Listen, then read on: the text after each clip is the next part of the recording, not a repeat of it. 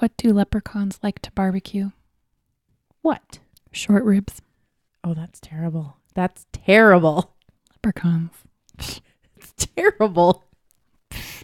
Hungry Squared,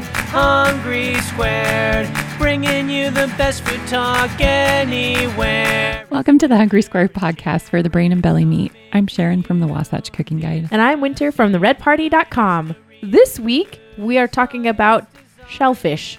Shellfish? Shellfish. Shellfish. Yeah. Let's talk about it. Hungry Squared, yeah, Hungry Squared. Hey, Sharon, how has your week been? Have you eaten anything fun or bad or good?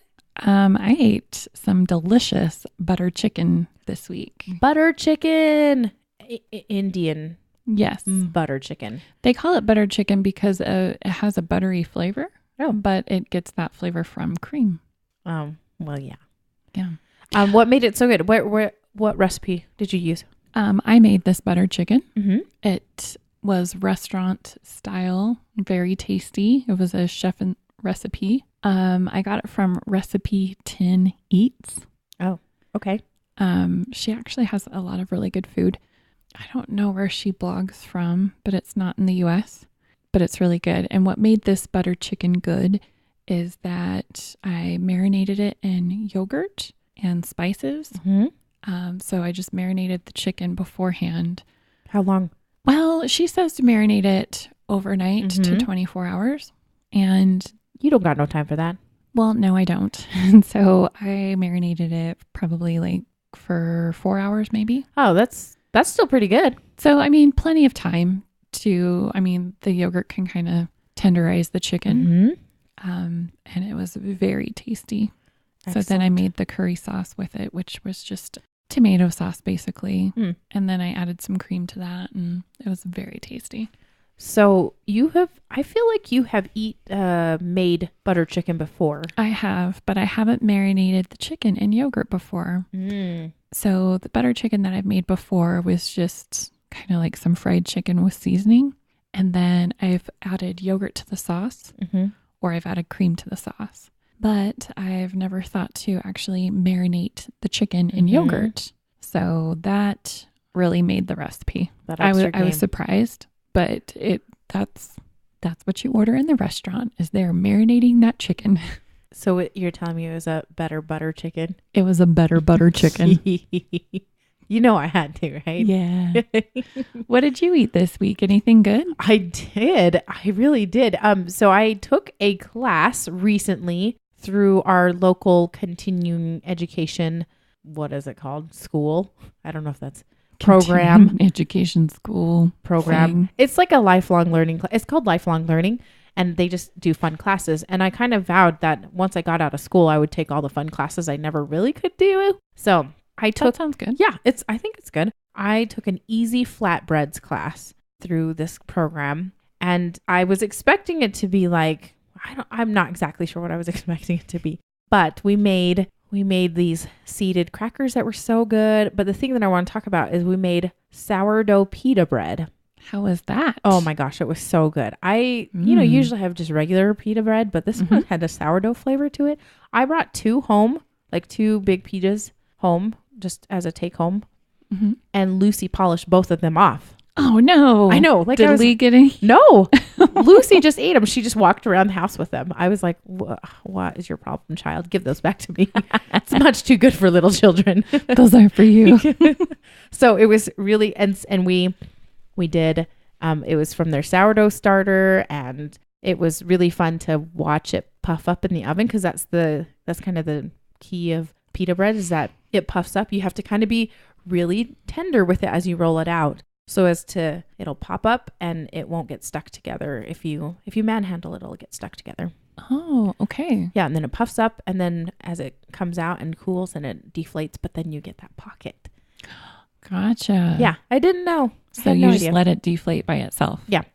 Oh. It was so good. Super, super good and super tangy. I loved it. Yum. And now for the main course. Let's get down to our first topic at hand. Shellfish. Shellfish. I can't. I feel like I'm like lisping every time I say that. Me too. I'm Even like, though I kind of have a little bit of a lisp. I know. I was like, shellfish. This is a request. It was. So my future sister-in-law asked as we ate her birthday dinner at Red Lobster, and they came and sang to her with a lobster from the tank. That was alive. It was alive. Peter friends, don't hate. It was much better than getting a free dessert to have them singing with this lobster and they're kind of like holding it and I'm sure it's inhumane. So she's looking at this lobster and then like her son's petting the lobster. Oh, It was great. So then she asked, hey, how did people figure out that you're supposed to boil some fish, like shellfish, alive and not, like you would Like treat them like a kill it. regular fish right. when you fish it out and then it just kind of, hangs out in your basket or whatever, the net and Yeah. stuff and dries and then you cook it or whatever. So she wanted to know how people figured out that they get boiled alive. I am excited to talk a little bit about this because I'm actually going to focus on the lobster in the shellfish theme. Excellent. So, but I think let's back up a little though first. Okay. So what is shellfish? Yeah, let's talk about shellfish. Let's talk about what they are, what they include, that kind of thing. Yes. Okay. So shellfish, crustaceans, kind of the same thing, except for shellfish includes our mollusk friends. Our mollusk friends. So crustaceans are the shellfish that have legs and sometimes claws. So shrimp, prawns, lobsters, crawfish, crabs. Similar to the mollusks, the crustaceans are an ancient and successful group of animals because they've been around so long. They've made it this far. Yes. The spirit of evolution and all of that. There were primitive shrimp about 200 million years ago. And today there are some 38,000-ish crustacean species. And the largest have, and this is according to Harold McGee, but he doesn't expound upon it. So I'm interested in learning more about it. But he said the largest have a claw span of about 12 feet or 4 meters. Claw span. What? Yeah. I don't know what kind of lobster that is. I know. I was like, that's... And he doesn't go on about it. So There's got to be some articles about that Yeah. crazy monster. I mean, my wingspan is like 6'2", 12 feet. Come on. Yeah.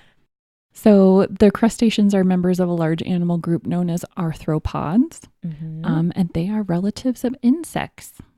So like insects, they have a body made up of several segments with a hard outer cuticle or exoskeleton. An exoskeleton, yes. Shell, if you will. And they have organs within. And they have many rigid appendages that are adapted to a variety of purposes. So that includes swimming, crawling, attacking prey, that type of thing. Most edible crustaceans are known as decapods, meaning that they have 5 pairs of legs. Mm-hmm. And one of those pairs is usually enlarged into claws. Right. So like a lobster or a crab. The meat of crustaceans is mostly skeletal muscle, like that of fish and land livestock. And they're mobile, carnivorous, and often cannibalistic. Yes. If they're put in the wrong situation, they'll turn on you. And crustaceans aren't as easy to farm as mollusks. Yeah. Okay. I can see that. Yeah. So greatest success are with things like shrimp and crawfish. Right. Crawfish are some of the most easily cultivated. They have been growing in freshwater natural ponds in the Atchafalaya Basin in Louisiana for more than 2 centuries. Crawfish are also prized in Sweden. And They are. Yeah, I didn't know that. Yeah. I didn't think that was a thing until we had some friends invite us over for a crawfish boil in the fall. And I was like, what? Oh, in the fall. That's interesting. Yeah. It was like in August, maybe first part of September. I can't remember. But it was, they had lived there in Sweden for some time. Mm-hmm. And they're like, yeah, this is a big thing. And people will wear like these ridiculous bibs and ridiculous hats. Like it's like what were the hats? they were like party hats, those little pointy okay. coat. Yeah. Well, Louisiana, we have crawfish boils all the time. And they're throughout the year, And right? Throughout the year. Crawfish season is mostly like the prime season is winter through spring. Okay. So I don't know. It's usually when they're at their heaviest. Mm-hmm. So the meatiest. Right. Before they molt. Ah. Crustaceans can molt. They do. Yeah. That's how they grow. Well, yeah. Yeah. If they need to get bigger, they need to get rid of that shell that is hardened. Right. So a little bit about their anatomy. So they have a basic they all have the same kind of basic body plan, which can be divided into about 2 parts. The forward portion is known as the cephalothorax.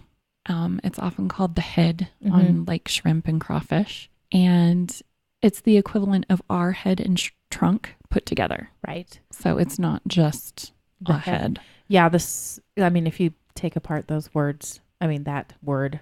Right. Cephalo and thorax. And then thorax. Yeah. Yeah. Because mostly with shrimp and crawfish, you're just eating tail meat. Mm-hmm. Yeah. Unless you're into sucking the head, which I'm not. If that's what you're into. If that's your thing. If that's your thing, good on you. People love it. I don't. The rear portion is known as the abdomen, and that's usually just called the tail. And it's mostly a large meaty block, and that muscle is used for swimming. And so that's why it's so big. And the major exception to this body plan is the crab, of course, which seldom swims, and its abdomen is a thin plate folded up underneath a greatly enlarged cephalothorax. Yes. In the crustaceans, the most important organ is what biologists would call the midgut gland or the hepatopancreas. Us commoners know it as the liver. The liver. It's a source of enzymes that flow into the digestive tube to break down ingested foods. It's the filter. Which usually your liver does that. Right. Very important. But because it is the organ where all of the fatty materials are absorbed, it is the filter. It's also the most flavorful part of the body, be. But that's in the head thorax area, right? Where is that located? Yeah, it's got to be, right? Yes. Which is why people like sucking the head, because it's tasty. However, it also makes it so these crustaceans can spoil easily because the gland is made up of tiny fragile tubes, and when the animal is killed, the tubules are readily attacked and damaged by their own enzymes. So it can spread to the muscle tissue and break it down so it's really mushy. Yeah. And you can tell, and I think just you can spoils. Yeah, I think you can, when you've had bad shellfish. Yeah, it definitely has a mushy texture to it. Yeah, so there's several ways to avoid that. And so that's why lobsters and crabs are usually either sold live with their digestive system intact or they're fully cooked. And their digestive enzymes have been inactivated by the cooking. But you got to do it one way quick. You got to cook it quick. Yeah. Because the shrimp liver is relatively small, those processors, they're just you don't manufacture shrimp, you process shrimp. So they usually remove the head. Yep, because so you're just getting the either fresh or frozen shrimp tails. Yeah. Mostly. If you ever get raw shrimp that are sold head on, you have to handle those with greater care, and they need to be iced immediately and continuously, and they don't keep nearly as long as just the tail. Yeah, because if you have that enzyme, if you have that organ that basically releases its enzymes, then it totally will ruin everything. Mm-hmm. It will ruin everything. Don't do it. A note about choosing and handling crustaceans, especially lobster and crab, generally sold either pre-cooked or alive. Live crustaceans should come from a very clean looking tank. If it's not a good idea to get that particular one. They're more prone to poisoning and spoilage if their tank is dirty, especially from algae. Oh. traditional recipes often treat lobsters and crawfish and crab like as if they were insensible to pain, like they can't feel pain. Yes. So they either call to cook them, cut up, or drop them in boiling water while they're still alive. Yeah. So while they don't really have a central nervous system, the quote unquote brain in their head region often receives input from the antenna and eyes, and each body segment has its own nerve clusters. Yeah. So it's kind of hard to know whether you're hurting it or not, but probably don't chop it up like that. Yeah. It's a little bit mean. It's So the kindest way to cook them, I guess, would be to is suggestions from marine scientists, and they suggest to anesthetize the animal in iced salt water for about 30 minutes just before cutting it up or boiling it. So it can kind of stun it. I feel like I've heard people do that. They kind of do something similar by putting them in the freezer. Mm-hmm. Same thing. Kind of the same deal is what I've heard. So I did a little bit of research regarding this, so we can talk about it when we talk about lobsters, because I was not expecting. Yeah. When I got into this, I was like, dang. There's a lot of information about there. Out yeah. There. Oh, yeah. And I started looking into mollusks, but I was like, oh, that's probably a whole nother episode. Yeah, we could totally we can do bivalvular type things later, because I think those are very interesting, actually. I do too. And I was surprised to find out that a snail was a relative of the mollusk. Sense-ish. Yeah. I can see that. Sure. Yeah. Oh, man. So there you go. Oh, dang.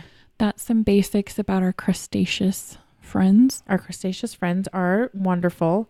Do you like shellfish? Do you like crab and lobster? So I'll tell you this, and it's a lot of people think I'm weird, so a lot of people don't know that. Well, a lot of people think I'm weird when I tell them this, and so I stopped telling people this.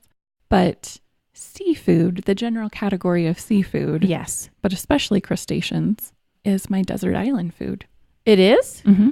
Oh, really? Yep. Huh. Yeah. I don't think I knew that. I could eat any kind of fish, any kind of crustacean. All of the above. Mollusk. Yeah. You'll take it. Mm-hmm. Every day. Every day. Yeah, pretty much. Wow. I think I might actually, haven't really thought about it. So let me think about that. I could definitely do seafood a lot. Yeah. Because it's all pretty dang good. I think so. But a lot of people think that that's weird, and their desert island food is stuff like burgers or pizza. Ew. So. That's heavy stuff, man. Yeah. But I mean, fish could be heavy you drench it in butter. It's awesome. Right? Or a lobster roll, perhaps? Yeah, but if that's going to be your only thing that you have, are you going to have the roll to put it into a lobster roll? Maybe. I don't know. I have never been in that situation, so what? I'm just saying there's many ways to prepare it that it's good. Yes. So there really are. So I love crab. I love crab.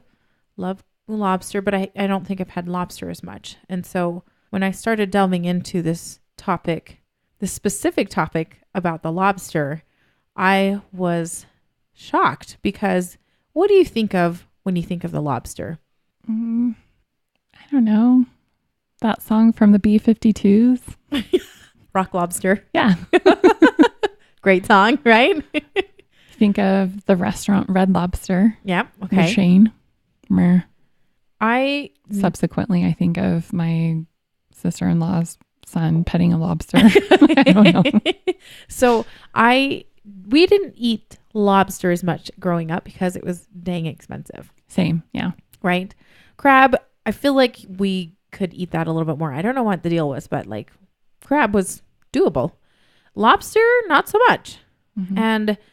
And I kind of think of it as a rich man's food, right? Yeah, for sure. Like, well, because you always see those specials advertised in restaurants, like the surf and turf meal is the steak and the lobster tail. And it's the lobster tail, yeah. And that's usually the most expensive thing on the menu. Yeah, and so you kind of equate that to fanciness. Yep. And I'm here to tell you a tale of rags to riches.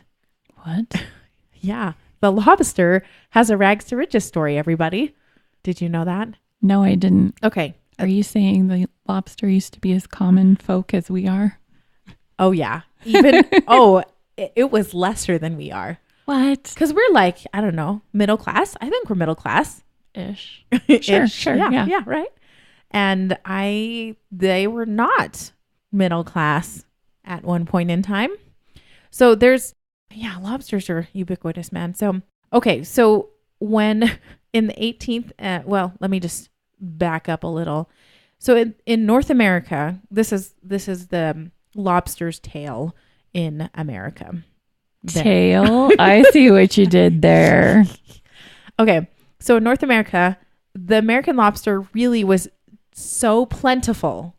It was like they had reports of it stacking up, like when the tide came in, it would be like 2 feet high of lobsters. Really? Yeah. 2 feet? Yep. In like the 18th century, tons of lobster in like New York, Boston area. So it was crazy. They were so plentiful. It was so plentiful, in fact, that it was used as a garden fertilizer. Oh my gosh. And so it was used for that. And it didn't even become popular as a food. In fact, it was actually considered like a gross, dirty food. Because like, think about it. It kind of looks a little bit like, I don't know. Well, crustaceans generally, they're bottom-ish feeders. You know, like crawfish for sure, shrimp, that kind of thing. So yeah, sure. So it was really had this kind of reputation of being a poor man's protein because it was kind of these bottom feeders. They were available if you could go, just pull them out of the ocean. So not great. And I just like, there are reports like this is the best part. So it's purported to say that at one point in time, so like indentured servants, they had to go against their masters. And like they went to the courts for this so that they would not have to eat lobster more than 3 times a week. It was that because it was considered inhumane. Yes. What? Yes. Okay. So like that's kind of the reputation it has of like it was all, if you think about it, it would be almost like serving rats, right? Like rats have a definite connotation to them. The lobster is the rat of the sea. Yeah. Well, it's like the cockroach of the sea, right? Tuna is the chicken. Yeah. Exactly. It's the rat of the sea. Yeah. And so this crustacean was known for being a poor man's protein. It was used to serve for the people that were indentured servants. It was served to inmates. It was generally it was abundant. So it was like, meh. And now inmates are requesting it as their last meal. Yeah. So how did that change? Coming full circle. Oh yeah. How did that change? So things changed when a couple of things actually happened in the late 1700s. So actually I need to back up. So I said 1800s before, but way before then. But in the 1700s, they created these special boats called smacks. And they just What's a smack? It's a specific boat that has these tanks with holes in them that allowed seawater to circulate through them. So you could actually capture lobsters or other, seafood and keep them alive in these holds and transport these lobsters, for example. Interesting. Okay. And then this became obviously very popular in Maine, which is where most people know of lobster trapping and that type of thing. So yes, once again, it was dirt cheap. And then it really started to become a fancy thing. Well, okay, so dirt cheap, people got it, they would process it. So lobster was canned. Okay. Many times, like any meat, right? Mm-hmm. So they would take care of that and they would have all of these lovely canned lobsters, if you think about it, like Spam and that type of thing. So once again, still not awesome, right? Still not got a great reputation. Kind of like the kipper snack. Yeah, exactly. So then if you think about how things have started to change, is that the railroad was starting to bring people to the West, and the things that they would serve on those railway trains were things that could be canned, right? Like things. Okay, yeah. Things that can be preserved because you can't get a lot of fresh food on the train. Yep. So it ended up, some of the things that they stocked was lobster meat. Oh, and you cans. had to be rich to ride the train. No, you didn't have to No? necessarily be rich to ride the train because there was a lot of people, different types of people going on there. Okay. But people that didn't know anything about lobsters, that they were bottom feeding dweller type animals and fish, not fish. What am I talking about? Arthropods. They didn't know its reputation. So they were like, oh, this kind of tastes good. Those landlocked fools. Yeah, it really was the landlocked fools that were going west and didn't know anything about its previous reputation. And so they started, because they're like, oh, this is really good, I'm going to request it when I get to wherever I'm going, right? Mhm. So they started requesting it more, and there was kind of a start of a demand for it.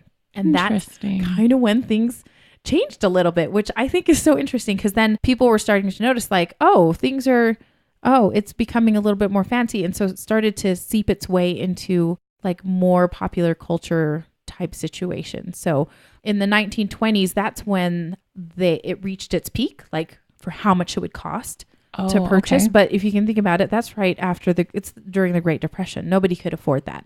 Mm-hmm. So they're just like, okay. So if you can think about it, you're like, I can't afford that, but that's something I want to attain at some point in time after I get my family out of this whatever depression that we're in. The first thing I do is I'm going to buy some lobster. Yeah, exactly. Crazy. And then think about it in the 1940s when we go to war, World War II, lobster was not one of those things that was rationed. You know how they had rations? Oh, it wasn't. No. So they were sending lobster to our troops, and people could have it here. And so it was really like lobster was a plenty, and it was still considered like, oh, this is kind of exciting. I mean, like it was starting to gain momentum. And because of its gaining momentum and everything, it definitely at some point in time became a little bit, started to get more overfarmed and everything. So you kind of see this like supply and demand thing. And then people are creatures of habit, right? I mean, not creatures of habit. People they want what other people want or are doing, right? So Sure, you got to keep up with the Joneses. Yeah, Got to and keep up with the lobster eaters. Yeah, exactly. So like, oh man, the Rockefellers are throwing a party and they're serving lobster. Yeah, that is a symbol of success. And so it wasn't until like it started becoming more popular in popular So culture. rich people made it popular. Kind of, yeah. The landlocked fools The landlocked demanded fools. it, and rich people made it popular. Yeah. And so now it is crazy expensive Mm-hmm. to get lobster, but it was really something that once was a sad little bottom feeding dweller animal, and now it is highly prized. Is it still plentiful? No, not as much. I think yes. See, it's still out there, but I don't think it was as plentiful as when people came to America and it was just piling up. Like there were so many lobsters available. So I know, crazy, huh? That's cool I know. and interesting. Yes. I like that not even the indentured servants wanted to eat it. I know. They had to have a court say something about, you can't feed us. This isn't humane. I just think that's funny. So I have a few friends that don't like lobster. really? Yeah. Is it because they think it is a bottom dwelling? There's that, and they think that it doesn't taste as rich as everybody Says it. says it does. Yeah. They think that things like crab taste better Oh yeah. and stuff because you usually serve lobster with a lot of butter or mayo or something like that. Yes. Yep. Yes, it So. usually does. So yeah, I thought that was interesting that all these social influences really, it was peer pressure that made lobster awesome. It reminds me of like in the Japanese culture, sometimes there are like fruits, for example, that go for hundreds and hundreds of dollars because they're like considered either rare or it's been marked up. So they kind of equate that amount to be precious. So They like, just create a demand for it. yeah. So I think that's kind of what happened with lobster nowadays. Can I tell you about one last thing? You kind of mentioned this before. What's that? So there is an article that I really, really enjoyed reading. It gave me pause because I have never cooked a lobster before. Oh, yeah. And I asked Lee, I was like, when you went to culinary school, how did you cook your lobster? Because you had to, right? Mm-hmm. And he's like, oh yeah, one time I boiled it alive. Mm-hmm. And the other one was I took a knife and cut its head. Like basically put a knife through its head to kill it and then cooked it straightway afterward. Oh, interesting. I should ask Ike. He's worked at Many restaurants, right? He's worked in restaurants for like 20 years. But he went to culinary school as well. But he also worked for a really long time at a famous seafood restaurant here in Utah. Mm-hmm.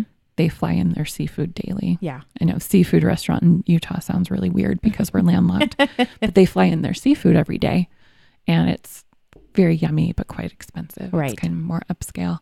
I'll have to ask him. I mean, I'm sure he's made it many ways since he's worked there. I would be interested to know how people cook their lobster. Cause like I said, I've never done it before, but this made me pause. This was originally published in Gourmet magazine and in 2004 by the author is David Foster Wallace, and the article is called I love him. Consider the Lobster.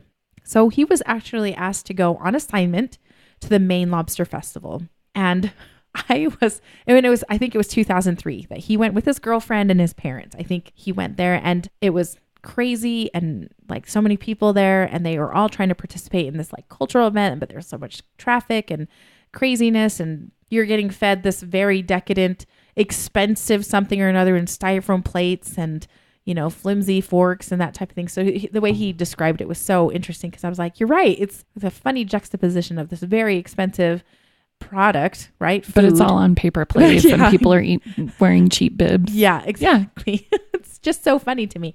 But he argues that we maybe should stop and think for a minute about what we're doing at this Maine Lobster Festival, because he did bring up the fact of whether a lobster can feel pain or not. And so there's kind of this back and forth. And I looked up a couple of other articles. There was an article in Nature, I think, that talked about how there's one group of folks that did some experiments, and I'm not totally convinced that those experiments totally prove that lobsters can feel pain. So that's why, but he kind of brings up like some good arguments, because I have never cooked one, so I don't know what it looks like and sounds like. But apparently when you stick them in a boiling pot of water, they thrash around. Do they scream? So they talk about a scream. No. It's not a scream though. Ooh. They don't have any vocal cords really. The Right. thing that's happening actually is the carapace, basically their hard exoskeleton thing. Mm-hmm. There's usually a layer of seawater under there, and it's Yep. the seawater kind of steaming off and whistling. Oh, making like a hiss and a... Yeah. Okay. And everybody talks about the lobster screaming, but it's not technically that. So, but he talks a little bit about how there were PETA people there. And they would hand as out, there would be. Yeah. they're handing out pamphlets. And he wanted to he brought up a few good points that I had never thought of, because you get there and they're alive, right? There's these big tanks full of lobsters that are kind of crowded upon each other. And you kind of feel bad for them because they're Oh, just all yeah. crammed in there and Oh, you're like, yeah. you know, yeah. So he talks a little bit about, so he goes to the 2003 one, and the theme is Lighthouses, Laughter, and Lobster. And then he talks about how there's this Maine eating a tent, and, 25,000 pounds of fresh caught Maine lobster is consumed throughout this entire thing. And they have the world's largest lobster cooker near the entrance. What does that look like? So it's just basically, I'm sure it's just boiling water where you're chucking in. A giant vat. Yeah. And It seems so medieval. yeah. Okay. And that's the thing. He actually brings that up. He's like, think about it. Like first of all, like if we were going to like a Texas barbecue, whatever, you're not bringing in a cow and slaughtering it there. Right. And then, frying it up, the next tent over. And I was like, but you would if they were smaller. So it was just so funny because I was like, I've never thought about that before, but this is horrifying if you think about it. Like, Sure. it's like, I like the theme was lighthouses, laughter, and lobster. Yeah, That exactly. reminds me of Live, Laugh, Love. not with the lobsters. They're pretty sad, apparently. Well, yeah. That's why you have to throw in the laughter. Yeah. Their large vat. Yeah. So I just thought it was interesting. It gave me pause because I'm like, he's like, whether or not they feel pain or not, but this is just a really interesting way of doing it. And there was no, at least when this article is written, I don't think there was necessarily tons of consensus on the best way to do it. There was I think there's one thing that you could do. Somebody did say that the best way to do it was without killing them and, sticking the knife in their head, because you may not get all of it, because you talked about the different nerve bundles and stuff like that throughout. Yep, there are. And like, well, that maybe wouldn't do the trick then either. And so they actually, I guess, there is an instrument, I guess, but basically it's a stun gun, and it's basically an electrocution gun. Whoa. You can kill your lobster in just one zap, in a sense. I think it was called the crustacean gun or something like that.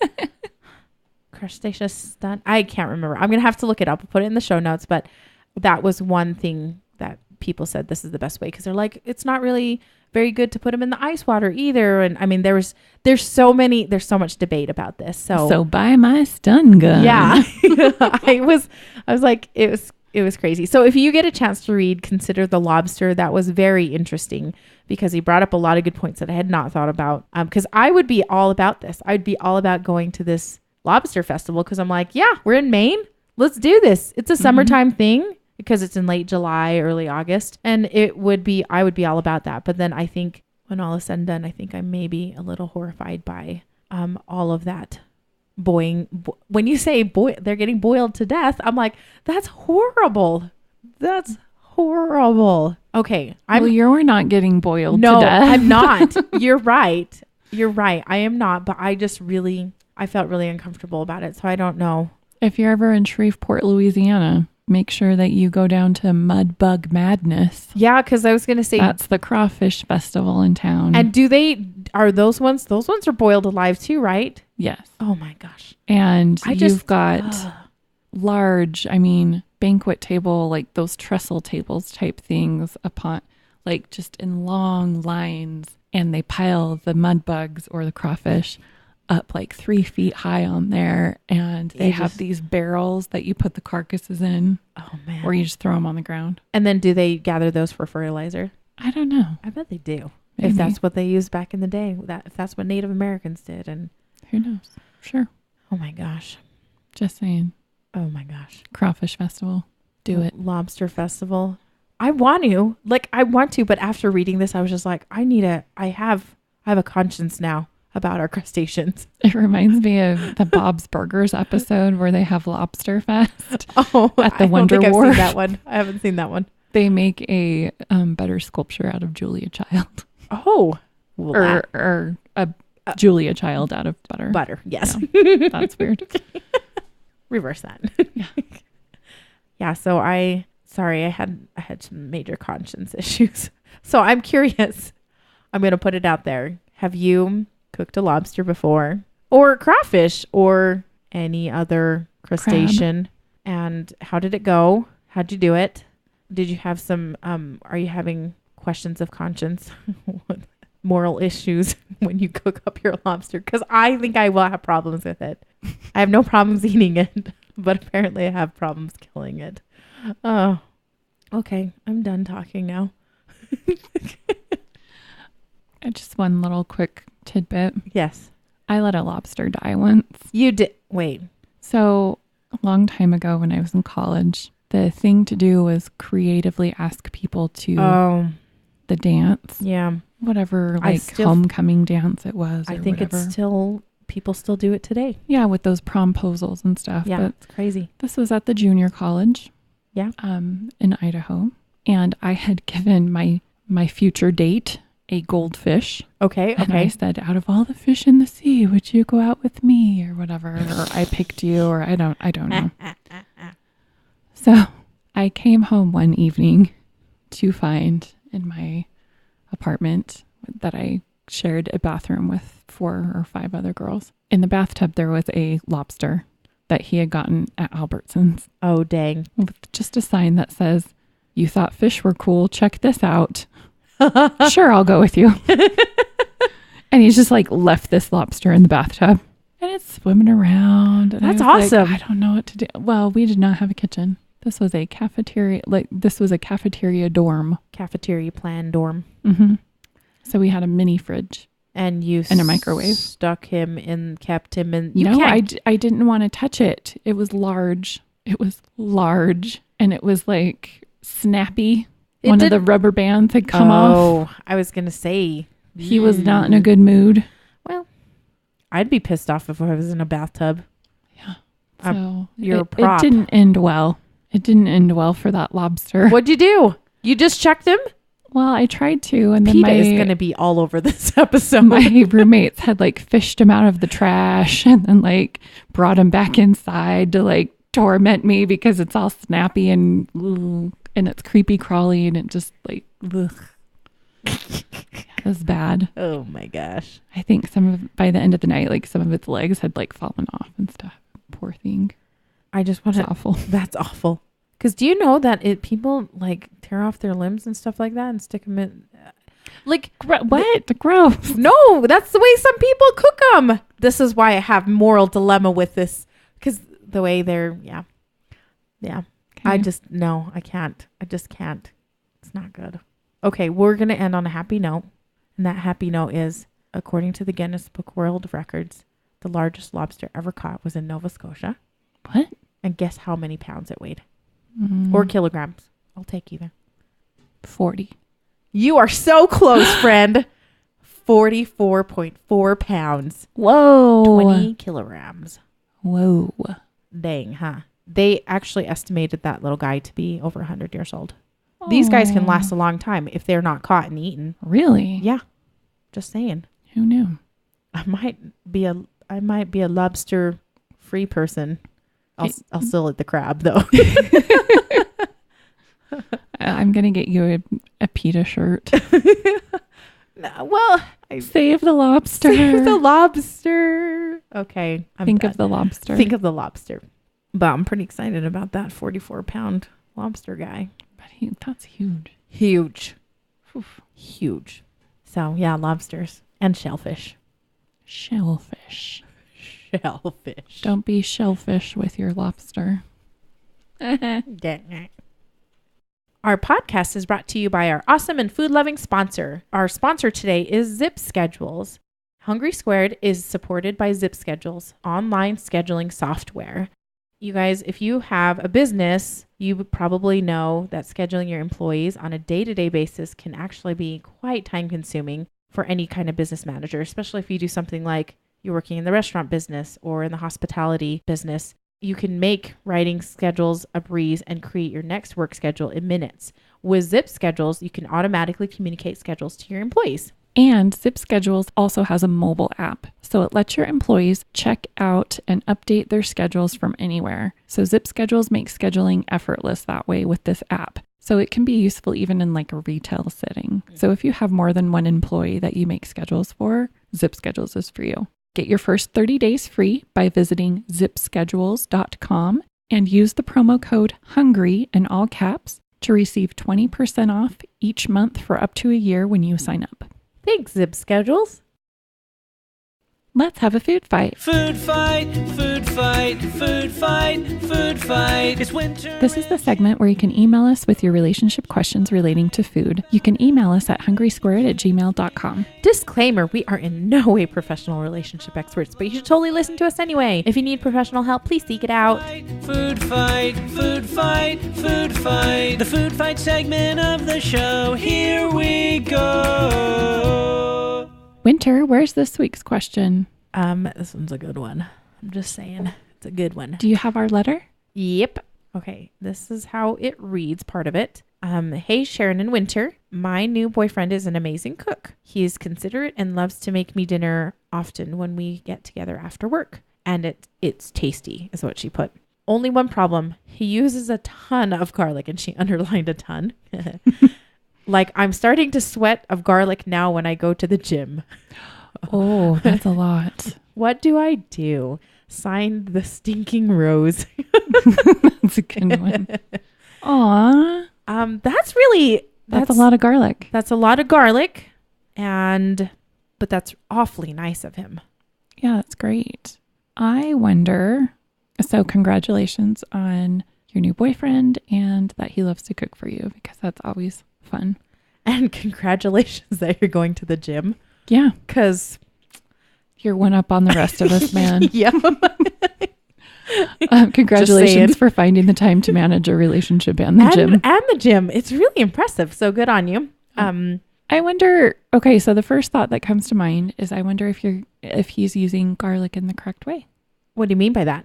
So one of my dear friends is half Middle Eastern. Mm-hmm. And so her grandmothers and father and things like that taught her how to cook. Yes. Her aunties and things. And one of her signature things is she makes a lot of hummus. Mm. But her dad can always tell if she's prepared the garlic in the right way or not. And that is if she smashed it and did a smear with it to release all of the garlic oil. It actually does it a lot better than even a garlic press can. Really? So the oil is the most flavorful part of the garlic clove. Right. Not the actual, like if you slice it or whatever, like yes. And it's got a spice to it, right? Mm-hmm. A bite. Yes, it does. But the oil is actually the most flavorful part. And so I wonder if he's doing that when you chop garlic, mm-hmm. you have a recipe like spaghetti sauce, say, mm-hmm. that requires, 2 cloves of minced garlic. So what you want to do is you actually want to smash that on your cutting board with the side of your knife and then do a smear across the cutting board. And then chop up the rest of it. Because that's going to release all of the garlic oil, and then you just mince it from there. Mm-hmm. It makes it look ugly, but all of a sudden, whew, your kitchen smells like garlic. Yeah. And you only need like a clove or 2 to do that. So do you think that he is maybe like, oh, I'm not getting enough, so I'm just going to keep adding more? Perhaps. I mean, if you're sweating out garlic, whoa. It's a lot of And I mean, garlic. that can happen to anybody. Oh, yeah. At any time. You don't necessarily have to have a really garlicky laden dish. Yeah. But if you think that that's starting to be a thing, then I think that you should try that. Well, but the thing is, she's not. I'm wondering, the first thought I had actually was, is she cooking together with him, or is he just cooking by himself and she's just like talking to him while he's in the kitchen? Obviously, you like food because you're listening to this podcast, right? Thanks. Yeah. So, I mean, if you're involved, then maybe you should take over the garlic duties. And I was going to also say, like, there's definitely been times when I think people have misinterpreted how much garlic they actually need, because they think a clove is a bulb. Yes. Let's be really clear about what a bulb and a clove of garlic is. Yes, because that's very different. I have a friend who is trying to impress his now fiance, and thank goodness they're now fiancéed, engaged, fiancéed, whatever. You're fiancéed. I am. So he was trying to impress her on one of their first dates, and he made her a pizza, and he said, "Oh, this was a really, it was like an Alton Brown recipe or something. It was a very renowned, legitimate recipe." And he's like, "I think it was just too garlicky. I used 2 cloves." And afterward, I asked him, after he related the story to me, I was like, oh, because the pizza was terrible. It was terrible. Absolutely terrible. All they could taste was garlic. And then I was like, hey, what's a clove of garlic to you? Because it finally clicked. And he thought the entire bulb was called a clove and not a bulb. Yeah. But each bulb of garlic, each individual bulb can be separated like petals in a flower. And all of those little petals are cloves. Yep. And there are different size cloves as well. True. There's some that are quite fat and large, which could be the equivalent of like maybe 3 cloves. Yeah. So you just got to kind of see.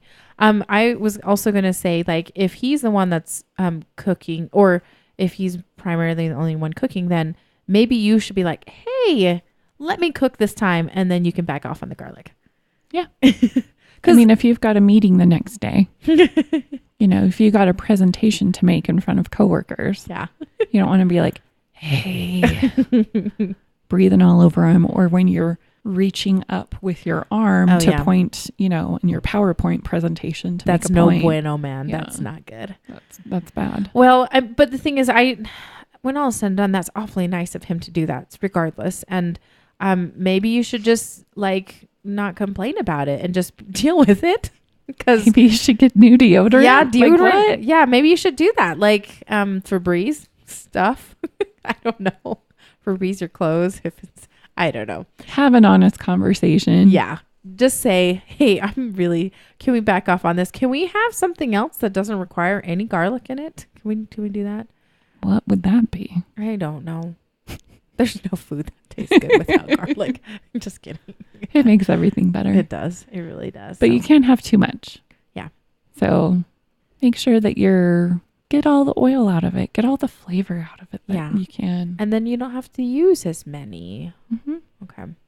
Or increase your, spice rack. Maybe he's lacking in other spices, so he's trying to make up with it in garlic. Oh, I've never thought of that, but that's Check that great out. idea.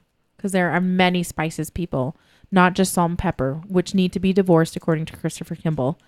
But, cumin, give that a try. Chili powder, cinnamon, smoked paprika. Yeah. So good. Thyme. I don't know if we answered her question. I'm sorry, Stinking Rose. Good luck. There are some options, though. We gave you some options. Let us know what you try out if that works for you. I'm sorry you stink. But you rock. At least you have tasty food. Yeah, exactly. Because not everybody has tasty food, friend. And they stink too.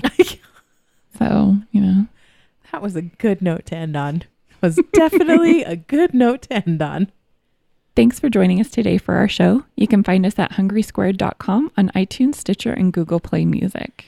Thanks, you guys, for joining us. And we actually have a little listener survey that we would love for you to fill out. If you can jump over to hungrysquare.com, and we'll have a link to the survey off to the side. I think it'll be listed as listener survey. And if you do our survey, you can enter to win a $20 gift card to Amazon, because we just want to say thank you for letting us know who you are. And it helps us out, it helps us run the show and find advertisers that makes sense for you guys. So anyway, we love you lots. We appreciate everything that you tune in every single week for every episode of Food Nerdery. It's so fun. Okay, love you. Bye. Bye. Hungry Squared, yeah, Hungry Squared.